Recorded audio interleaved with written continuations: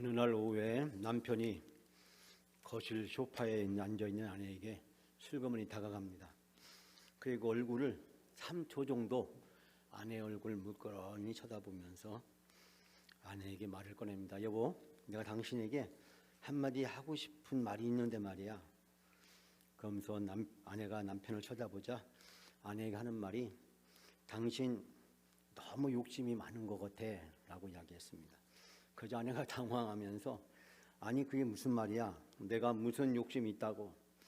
그러자 황당히 하는 아내의 표정에 준비된 멘트를 남편이 날립니다. 남들은 하나도 갖기 어려운데 당신은 귀엽지, 이쁘지, 착하지, 현명하지, 슬기롭지, 향기롭지. 아니 당신은 6가지나 있어. 당신은 너무 욕심쟁이야 라고 이야기했답니다. 여러분, 이런 아부성 칭찬 멘트 하면 어떻게 될 것 같아요? 어떻게 될 것 같아요? 당신 나한테 뭐 잘못한 거 있지? 아내가 그렇게 쏘아붙일까요? 아니면 아내가 너무 감동을 해서 남편을 사랑스러운 눈으로 쳐다볼까요? 여러분 가정에는 어떤 일이 생길 것 같아요? 제가 다시 한번 얘기해 줄 테니까요. 꼭 기억했다가 집에 가서 한번 해보세요. 미친 척하고 제정신이 아닌 척하고 꼭 한번 해보세요. 저도 오늘 집에 가서 해보려고 합니다. 당신은 귀엽지, 예쁘지, 착하지, 현명하지, 슬기롭지, 향기롭지. 여러분의 선택이 오늘 밤 여러분의 운명을 좌우할 거라고 생각이 듭니다. 우리 남성교 회원들 이거 꼭 기억하셨다가 집에 가셔서 오늘 저녁 때 꼭 한번 해보시기 바랍니다. 여러분, 우리가 살아가면서 눈에 보이는 것이 전부가 아닐 때가 참 많습니다. 우리는 눈에 보이는 것을 보고 어떤 것을 선택의 기준으로 삼을 때가 참 많습니다. 그런데 그 선택이 우리의 미래를 좌우할 수 있다라는 사실을 우리는 알면서 깨닫고 있으면서 대가를 지불한 사례가 많으면서 불구하고 우리의 일상적인 생활에서 우리 선택이 미래를 좌우한다라는 얘기를 쉽게 받아들이지 않습니다. 자, 오늘 여호수아 하면 여러분이 무엇이 떠오르세요? 자, 여호수아 하면 떠오르는 게 어떤 게 있을까요? 여러분 대답할 때까지 제가 기다리려고 합니다. 자, 여호수아 하면 뭐가 떠오를까요? 여리고, 그렇죠. 여리고성이 떠오르죠. 또 어떤 게 있을까요? 가나안 정복, 예, 또요. 어떤 게 있을까요? 아까 우리 재미나게 막 예배 시간에 그렇게 웃으시던 우리 여전도 회원들 한번 대접을 한번 해보세요. 자, 여호수아서 하면 떠오르는 게 뭐가 있을까요?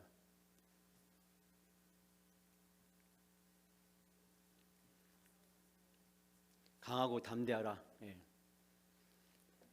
저기 우리 아주 재미있게 웃으셨던 의전도 회원님들 한번 좀 답변을 한번 해보세요. 네? 모세의 후계자 여호수아. 네, 또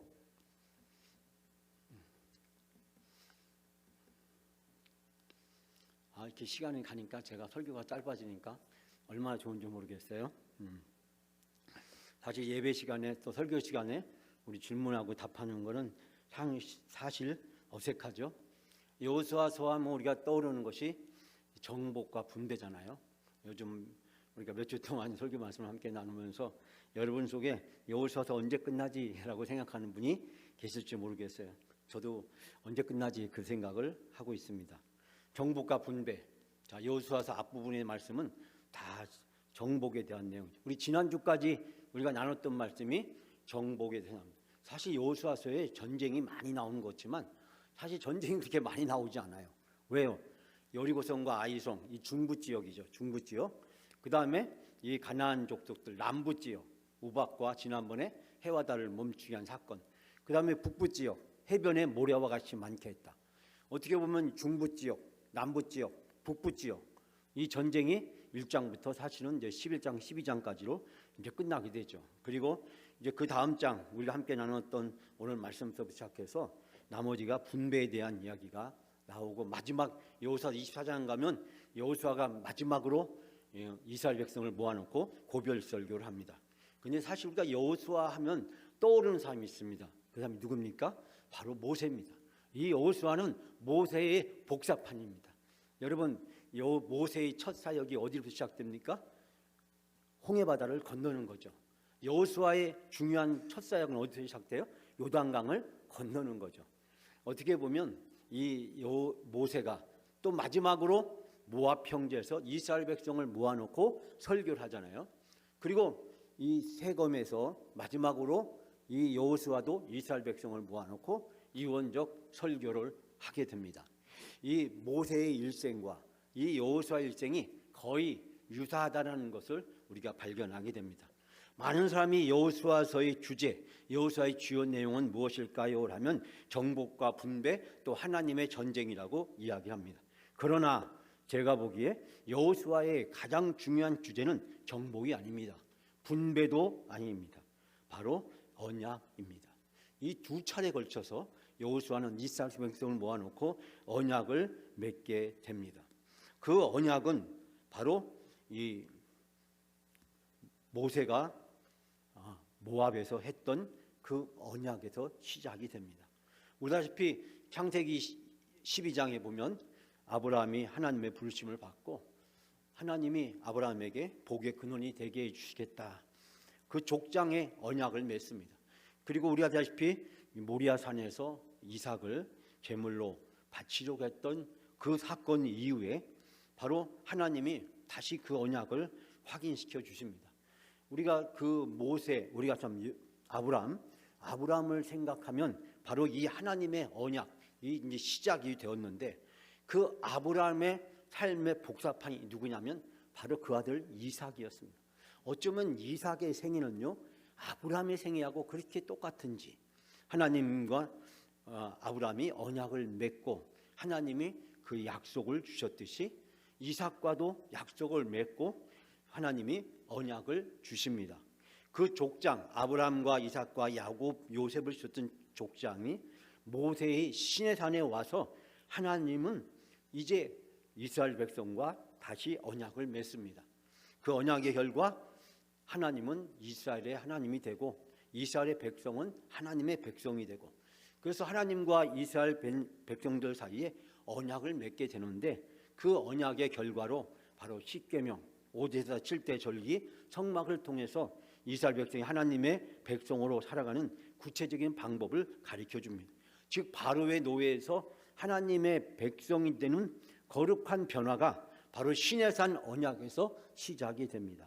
그런데 이 시내산의 언약이 다시 모세가 세상을 떠나면서 그리고 이스라엘 백성이 가나안 땅에 들어가면서 이 모압 평지에서 다시 세검의 언약을 다시 맺게 되는데 이 모압 평지에서 맺은 그 언약, 그때 시작된 언약이 바로 이 여호수아에 의해서 이 세검에서 두 차례 이스라엘 백성과 하나님 사이에 언약을 새롭게 갱신하게 됩니다. 그래서 이 여호수아서 보면 1차 이 언약의 갱신, 즉 모압 그 평지에서 모세와 이스라엘 백성 사이에 맺었던 그 언약을 다시 갱신하는 것이 바로 여호수아서 8장에 등장을 하게 됩니다. 그때 모압 언약을 맺으면서 이 모세는 이스라엘 백성들에게 특히 여호수아에게 이제 저 가나안 땅에 들어가면 하나님과 언약을 다시 맺을 것을 이야기하면서 우리가 잘 알다시피 이 세검에 모여서 첫 번째 언약을 하게 됩니다. 이 신명기 여호수아서 8장에 보면 명령한 대로 율법책에 기록한 모든 것대로 율법의 모든 말씀을 낭독하였으니 여러분 이 여호수아서 8장의 세검에서 바로 이 모세가 명령한 대로 여호수아는 이스라엘 백성들을 모아놓고 모세가 그 모압에서 낭독했던 그 율법을 다시 한번 여기서 낭독을 합니다. 그리고 이제 여호수아서 24장에서 마지막으로 다시 이 세검에 이스라엘 백성들을 모아놓고 여호수아는 온 백성에게 다시 언약을 맺습니다. 우리 하나님 여호와를 우리가 섬기고 그의 목소리를 우리가 청종하리다. 여호수아가 세검에서 백성들과 더불어 언약을 맺고 그들을 위하여 율례와 법도를 제정하였다. 여러분에게는 약간 좀 따분하게 들리실지 모르겠지만 이 여호수아에서 두 차례 맺어진 그 언약, 그것이 바로 여호수아를 간통하는 핵심 메시지입니다. 즉 하나님은 약속한 것을 반드시 이루시는 하나님입니다. 그래서 가나안 땅을 이스라엘 백성에게 주신 것입니다. 땅을 얻은 것은 하나님의 언약, 하나님의 신실하심이 성취되었다라고 하는 것입니다. 그리고 마지막으로 이제 여호수아는 자기의 모든 것들을 다 내려놓고 세상을 떠나면서 바로 이 가나안에서 태어난 가나안 세대에게 바로 하나님의 말씀대로 살아갈 것을 그들과 함께 다짐을 하는 거룩한 의식을 하게 됩니다. 그러니까 우리가 여호수아서를 쭉 보다 보면 두 세대가 등장합니다. 두 세대. 첫 번째 세대는 이 여호수아와 함께 요단강을 건너서 가나안 땅에 들어가는 세대. 이 세대를 출애굽 2세대라고 부릅니다. 출애굽 2세대. 출애굽 1세대는 누구였겠어요? 애굽에서 모세와 함께 나왔던 그 세대들. 광야에서 다 죽었죠. 여호수아 갈렙을 빼놓고는 다 죽었습니다. 그리고 그들의 어린 자녀들, 출애굽 2세대, 요단강을 건너서 가나안 땅에 들어가서 그 땅을 정복하게 되는 세대입니다. 그리고 그들의 자녀들, 그 자녀들을 가나안 1세대라고 부릅니다. 그 가나안 1세대와 함께 여호수아서 24장에 이제 여호수아는 그들에게 모세의 율법대로 살아갈 것을 그들에게 권면하면서 두 번째 언약의 갱신을 합니다. 그러니까 첫 번째 언약의 갱신은 바로 출애굽 2세대들과 함께 했고, 그리고 이 두 번째 언약의 갱신은 가나안 1세대들과 함께 언약을 갱신하게 된 것입니다. 그러면 여호수아서에 가르쳐주는 중요한 메시지는 정복과 분배를 뛰어넘어서 하나님은 약속한 것을 반드시 이루시는 하나님이시다는 것입니다. 여러분, 지금 여호수아가 이 출애굽 2세대들과 언약을 맺고 그리고 가나안 1세들과 언약을 맺는 가장 중요한 이유는 무엇입니까? 이스라엘 백성들의 선택이 미래를 좌우한다는 것입니다. 여러분이 무엇을 선택하느냐에 따라서 여러분의 미래가 결정된다는 것입니다. 즉 출애굽 2세대들에게 주는 언약의 갱신의 가장 중요한 메시지는 너희 부모들처럼 우상을 선택하고 불순종을 선택해서 이 광야에서 다 죽었던 것을 선택할 거냐, 아니면 하나님의 말씀 율법을 선택하고 이제 가나안 땅에 들어 그 땅을 정복하고 하나님의 백성으로 새로운 삶을 살 것이냐, 과거를 선택할 거냐, 미래를 선택할 거냐, 너희 부모들의 선택을 다시 되풀이해서 너희들도 이곳에서 다 죽을 거냐, 아니면 하나님이 예비해 놓으신 그 미래, 그 축복, 젖과 끓이는 그 가나안 땅, 언약의 땅, 하나님의 축복의 땅, 그 땅에 들어가서 미래의 삶을 살아갈 것이냐, 너희 부모들처럼 애굽에서 하나님이 10가지 기적을 통해서 바로를 굴복시키고 홍해바다를 건너게 하시고 만나와 메추라기를 먹여주셨음에도 불구하고 불평과 불만으로 우상 숭배를 일관하다가 광야에서 다 죽은 그 세대가 될 거냐, 너희 부모의 쓰라린 실패와 좌절을 너희가 다시 되밟을 거냐, 아니면 하나님이 약속하신 이 젖과 끓이는 땅, 그 땅에 들어가서 하나님이 약속하시고 축복해 주시는 하나님의 백성으로, 언약 백성으로 삶을 살아갈 것이냐. 여러분, 7년간의 전쟁이 끝났고 땅의 분배가 끝났습니다. 이스라엘 백성은 그 땅을 정복하는 미션을 올바로 완수하지를 못했습니다. 그 땅의 절반 이상이 아직도 정복되지 못한 많은 부족들이 그 땅에 함께 거주하고 있었습니다. 여러분, 하나님의 가나안 미션은 무엇입니까? 그 땅을 다 점령하고 차지하라는 것이었습니다.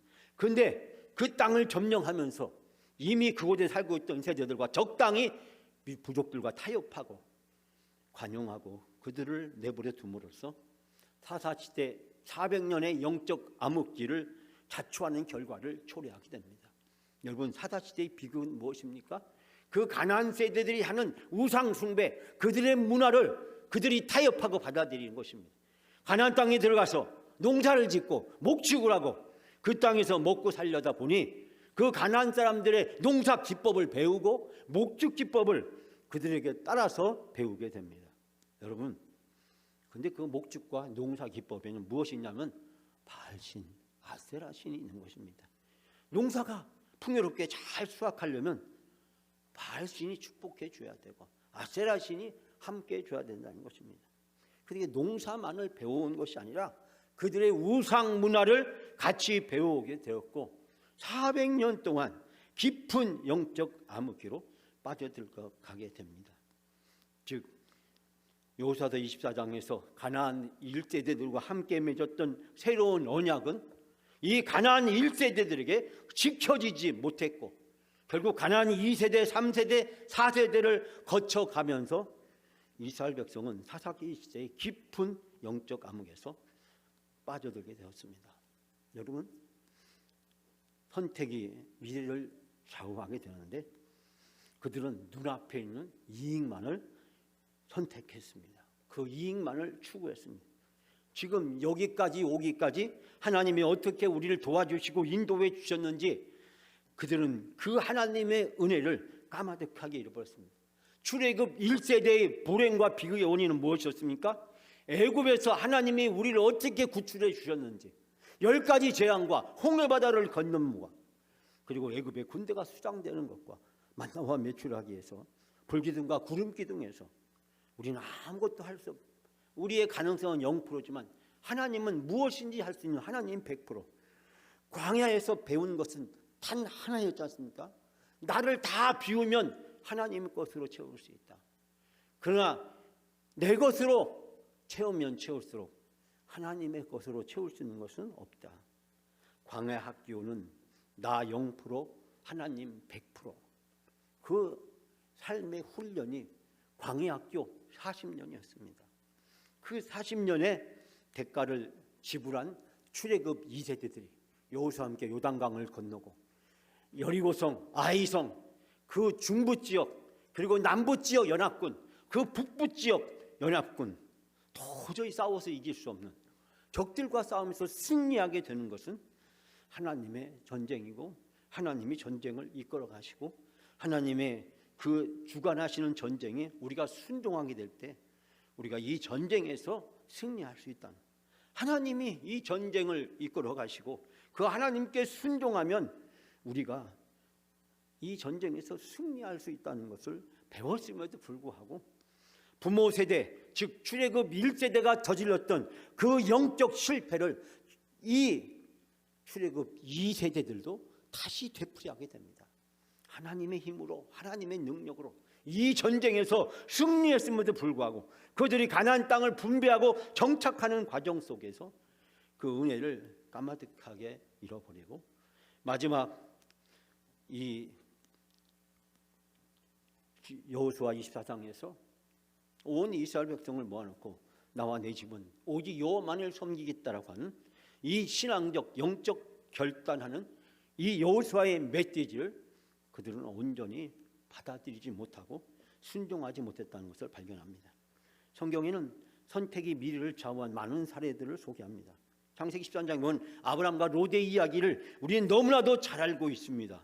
그때 롯이 눈을 들어 요단 지역을 바라본즉 소알까지 온 땅에 물이 넉넉하고 여호와께서 소돔과 고모라를 멸하시기 전이었으므로 여호와의 동산 같고 애굽 땅과 같았다.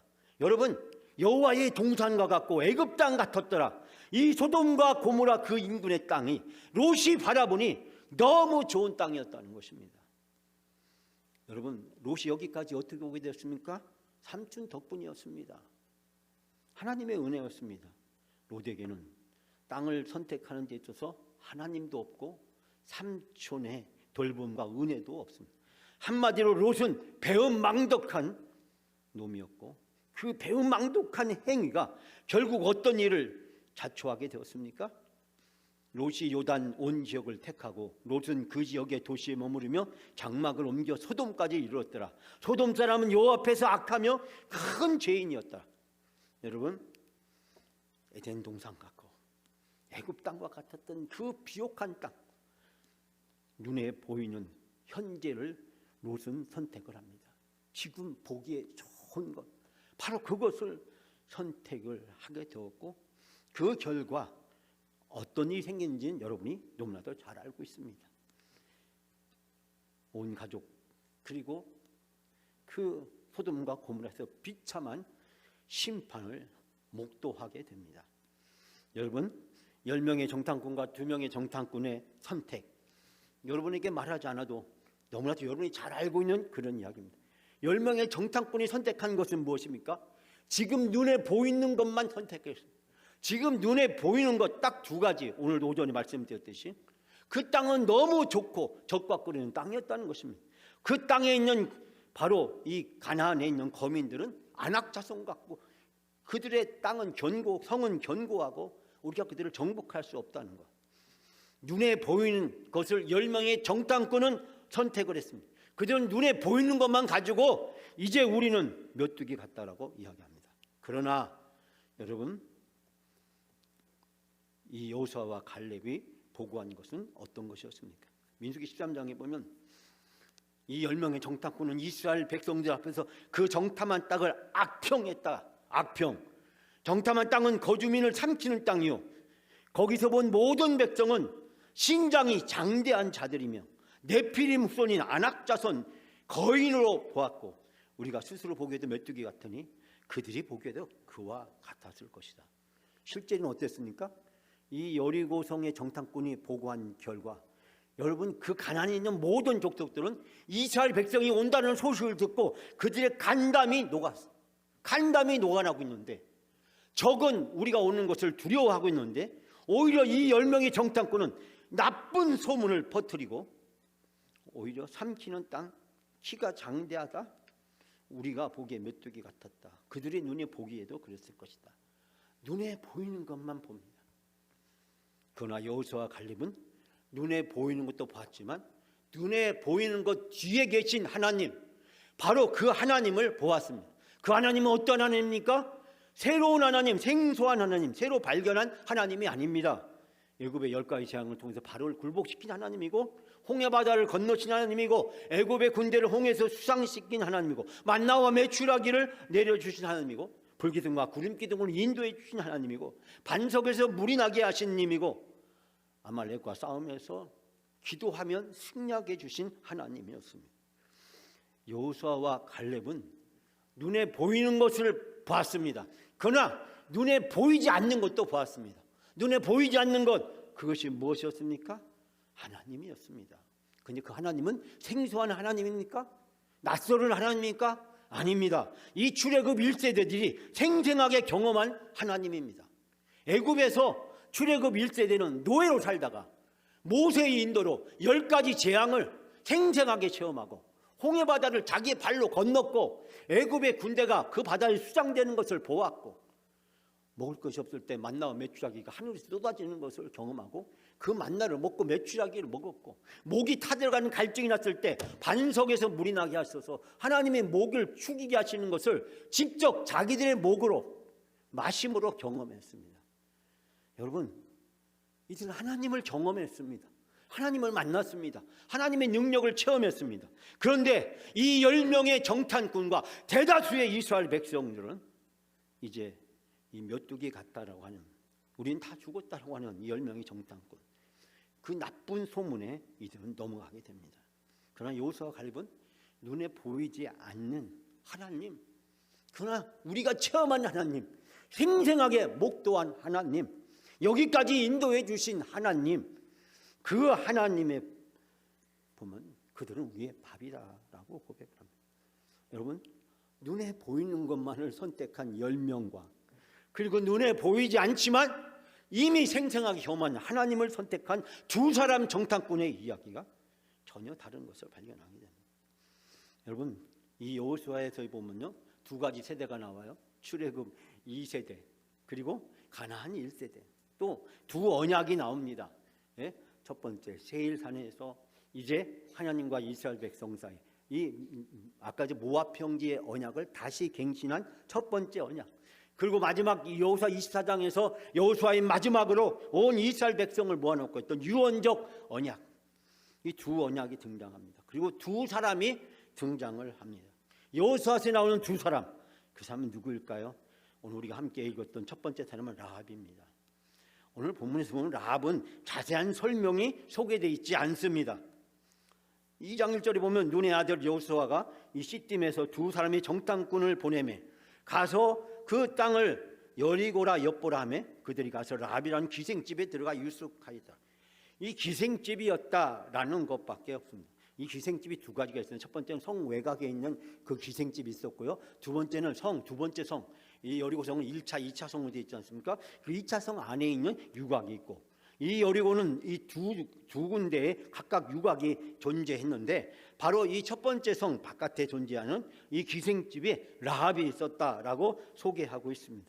여기서 라합은 어떤 사람입니까? 우한 여관이나 호텔업을 하는 사람이 아니라 그 매춘을 하는 바로 그런 유곽에서 그가 있었다라는 것이 전부입니다.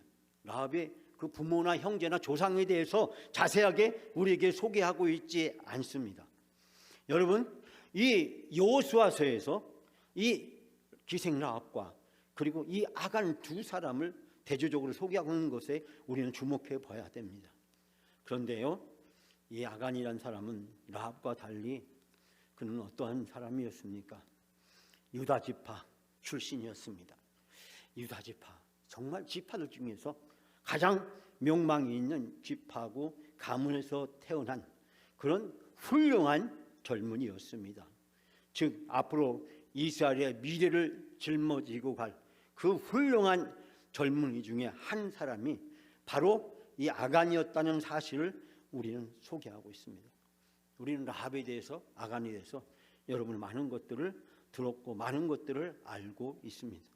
근데 두 사람의 결과는 어떻게 되었을까요? 오늘의 본문의 말씀에 소개되어 있듯이 라합은 바로 이 여리고성이 점령하는 과정에서 살아남게 됩니다.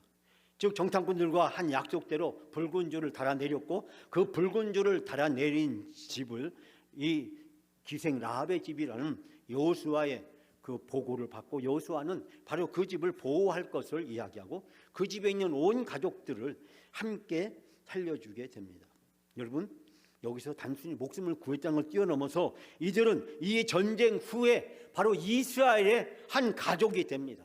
그리고 두 번째, 이 정탐꾼 중에 한 명과 라합은 결혼을 하게 됩니다. 그리고 우리가 아시다시피 그 후에 이 라합은 바로 메시아의 계보, 즉 다윗의 계보에 포함이 되어지고 이 자손에게서 결국 메시아 예수 그리스도가 믿음의 명문 가정으로 등장합니다. 라합의 선택은 두 가지였습니다. 첫 번째는 라합이 현재를 선택하는 경우 여리고 성주에게 이스라엘 정탐꾼을 고발하고 성주의 인정과 그리고 포상을 받는 길이 있었습니다. 그러나 라합은 현재를 선택하지 않고 미래를 선택했습니다. 정탐꾼을 도와줍니다. 소문을 듣고 이스라엘 백성의 미래를 자기를 선택합니다. 그는 성주를 배반하고 이스라엘 군에게 구원을 받습니다. 그리고 다윗의 조상이 됩니다. 바로 라합은 눈앞에 펼쳐지는 이 상황 속에서 현재를 선택하지 않고 바로 정탐꾼을, 미래를 선택했다라고 하는 것입니다. 그에 반해서 아간은 현재 여리고성의 재물을 보고 자기의 욕망을 충족하기로 그는 결단을 합니다. 그래서 결국 거기서 조합에 있는 물건들을 그는 채웠고 그 물건을 자기가 소유할 수 있다고 생각했습니다. 여러분, 그 결과는 어떻게 됐습니까? 제비뽑기에서 그가 선택이 되었고 하나님의 심판으로 자신뿐만 아니라 가족들까지 함께 멸망을 됩니다.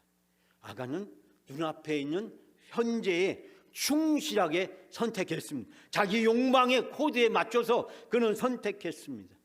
그는 여리고성이 무너졌고 누구도 하지 못했던 일을 그가 자행했습니다. 누구도 하지 못했던 일, 여리고성을 점령했을 때 한 재산 창 챙기는 것, 누구도 못한 일입니다. 유일하게 아간만 했습니다. 그러나 그 선택은 그와 그의 가족에게 돌이킬 수 없는 치명적인 결과를 가져왔습니다. 아간이 선택할 수 있는 미래가 있었습니다. 믿음의 명문 가문의 출신이었습니다.